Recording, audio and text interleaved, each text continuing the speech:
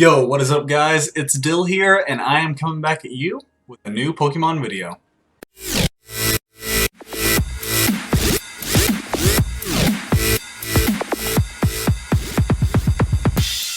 Alright, so what we have today is a quick beginner's guide to getting into Pokemon competitive play and Pokemon VGC, which is Video Game Championships.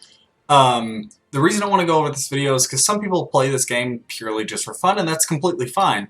However, some people would like to know how to get into competitive Pokemon and what they need to do and stuff like that. So that's what this is for, just in case you want to try to get into it, you don't understand exactly what it is.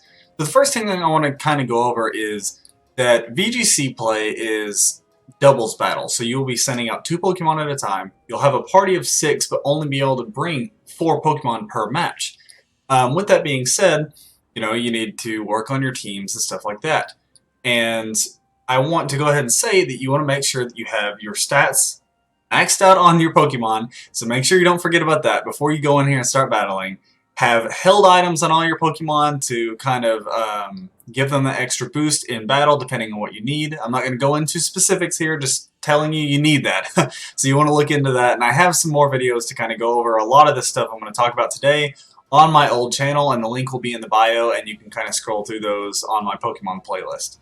The next thing I want to say is you want to go ahead and make sure that not only that their IVs are completely as high as they can get where you need them, you also want to have their EVs leveled up as high as they can get where you need them. So as you can see here, I have my Jellicent with completely maxed out HP, which is why the color on my arrows are now gray, as well as maxed out defense. You see the stars, and that means that it is completely maxed out, and then I have some more EVs kind of spread here in order to get the complete 252. Again, I have other videos on exactly how to stat train your Pokemon and what you need to do, and you can go look into that on my other channel. We'll have that link again in the description. So, besides that, of course, the moves that you want to have, and you want to make sure that they have the correct nature in order to give them that better stat boost.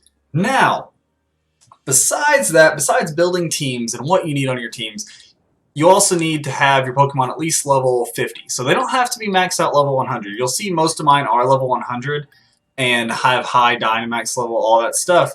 But you only need level 50. And the reason for that is your Pokemon will be scaled anyway when you go into these battles. So when you go into the battle, even if you have a level 35 Pokemon or a level 74, doesn't matter, they'll be scaled to level 50 and their stats will reflect that. However, there are certain moves that Pokemon can't learn or evolve or whatever until they make it to a certain level, so a lot of Pokemon are going to have to go above level 50 anyway. Now, how to get into this, how to get into the actual championships, into the battling, into the tournaments. Number one, you want to go to Versus, and you want to start playing matches in here. You see that live competition, this is if you go into an actual live competition, and Battle Stadium is where you can go to practice your teams and kind of rank up and just build that good team. So apparently I need a software update, so we're not going to do that right now. However, you'll just go into Battle Stadium and select VGC, which is double battles, and start playing through there. There will be a Pokemon rank, a Great Ball, or Pokeball rank, Great Ball rank, Ultra Ball, and you go all the way up to Master Ball rank. And once you get up to there, you start actually having a placement in the world of Pokemon. And you can build your way all the way up to level 1, or to rank 1 if you want, and that would be amazing. You would be rank number 1 in the world for that season. They will eventually reset, and when they reset, you'll go back down to the beginning and have to start back over and go through those ranks again. You do get rewards for this, and it is very useful because you will need battle points and stuff like that in order to buy a lot of the items that you need. So you might want to go ahead and get started with that. Now, as far as actually joining into championships and tournaments, before we go over what I'm looking at on this screen, what you'll have to do is actually get championship points. I will have the link below it to all of the VGC tournament rules, as well as all of the actual events that you can go to and play in. And that will be on the Pokemon website. But again, the link will be in the description here if you'd like to take that, kind of check that out.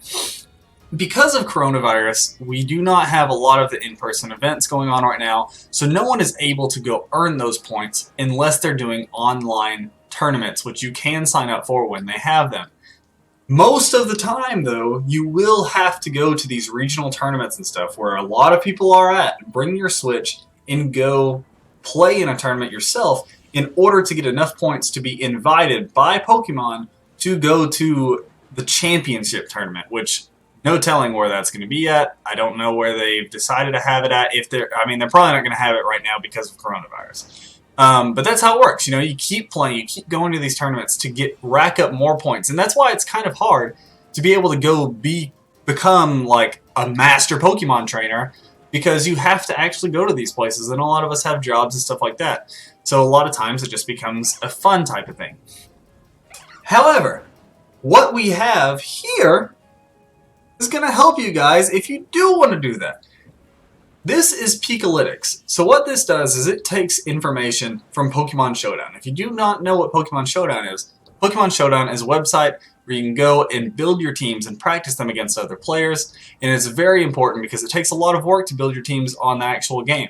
So go try them out first on Pokemon Showdown. It's easy to get into, and just play around with the stats and the items and the movesets and the Pokemon in order to build that better team. This, again, is the stats from that website and showing what people use the most, what items, what moves, what stats, what teammates, everything. And that's why I said on the front of the video, showing you the best Pokemon, that's what this is. It's the best Pokemon. These are the Pokemon that everyone uses, and it's updated constantly. And I will say that the best Pokemon change a lot due to different moves being available and stuff like that. Here we have number 1, Rillaboom. Rillaboom is good right now because he got access to Grassy Slide, a new move that is very, very powerful in grassy terrain. He also has access now to his hidden ability, Grassy Surge, where he comes into play, he sets up Grassy Surge, and it brings grassy terrain just from him coming out on the field. It heals your Pokemon, makes grass moves stronger, and Grassy Slide is just so powerful and has a higher priority, so he gets to hit first because he is not the fastest Pokemon, even though he has a decent speed stat. So that's number 1. Number 2, this Pokemon is always here, always, Togekiss. Togekiss is always in there because purely the fact that it's a fairy type, it's so bulky, and it has Follow Me. I'm just going to go ahead and say that. That is mainly what Togekiss is used for, to redirect those moves. Because you're in double battles, Togekiss uses that Follow Me, you have to hit it, and you can't attack that other Pokemon that's most likely setting up or doing a really, really large amount of damage to your Pokemon. As well as it has a nice little move here with Heat Wave. Heat Wave is disgusting, guys. Absolutely disgusting. It is terrifying, and it just crushes Pokemon, especially because it hits both of the slots on the other side of the field and does not hit your partner Pokemon. It's very important. Next, we have Incineroar. Incineroar is number 3 right now because of Intimidate, as well as Fake Out, Parting Shot, Snarl. Parting Shot allows you to ruin the stats on the other team, back out, and set up Intimidate again when he comes back in. And then you can just throw him back in. He knocks down their attack again, hits Fake Out, ruins one of their moves, Parting Shot back out. You can just do that all day. You just switch. They never know what to hit. They'll have to guess. So it's very important to think about how to play with Incineroar. He's a very strong fire type. Next we have Cinderace. A lot of starters, which is crazy because normally starters aren't the best as far as stats and VGC play. However, Cinderace, same as Rillaboom, got his nice little hidden ability, which is Libero. Libero allows him to change to the typing of whatever move he uses, which, number 1, gives him a stab on every attack. Number 2, keeps your opponent guessing as far as what type they're going to try to hit. So your fire typing, you think, okay, I need to use a water move so I can do high, super effective damage to Cinderace. But then you use Bounce, and you turn into a flying type Pokemon. It completely changes the game. So he's a very powerful Pokemon. You just have to know how to use him and how to work against him. Number 5, Porygon 2. So Porygon 2 is being used because he has access to, well, because they're using Eviolite, or however you want to say that, it is capable of putting on a Pokemon that can evolve and increasing their stats by double on their defense and special defense. Very, very good item if you're going to use a Pokemon like Clefairy, Porygon 2, or anything else that has really good stats, and evolving doesn't necessarily make it that much better, kind of like Chansey instead of Blissey. Now, they're just using Porygon 2 as a Trick Room setter, and then he can recover and recover and recover with that really high special defense and defense. So that's pretty much the basis there. If you haven't seen my Trick Room video, you don't know what Trick Room is, go ahead and watch that. And then, number 6, I hate this Pokemon. I hate this Pokemon because I hate Sleep Powder. I don't like Sleep Powder teams. I don't like sleep teams. It makes me angry. I'm just going to be honest with you. I cannot stand it. So I will be countering Amoonguss very, very hard. Like, I am straight countering this dude. As you can see, he has Spore, Rage Powder, Protect, Pollen Puff.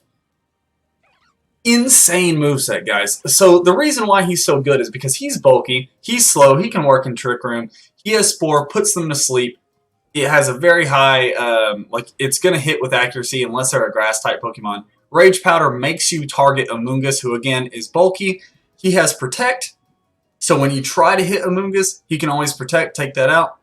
And then he has Pollen Puff. Pollen Puff, the powerful bug move that does damage, but if you actually hit your own Pokemon, like if he targets your partner Pokemon, it will heal them.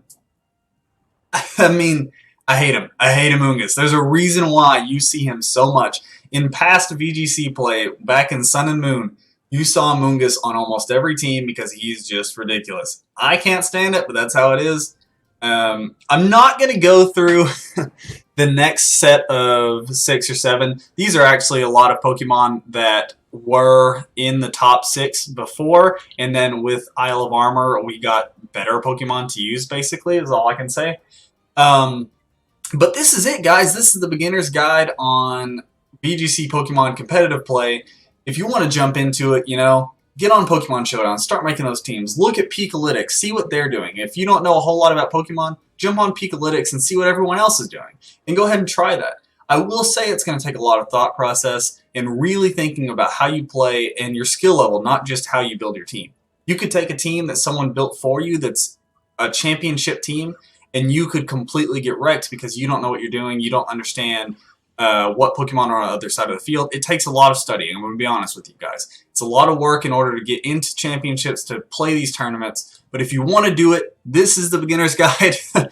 Jump into it, that's all I can say. If you guys like the videos, I'll be putting up more beginner's guides on here, as well as some like top 10 shinies, worst shiny videos, all that stuff, just for fun. If you like, go ahead and subscribe. If you don't, no worries. Have a fantastic day.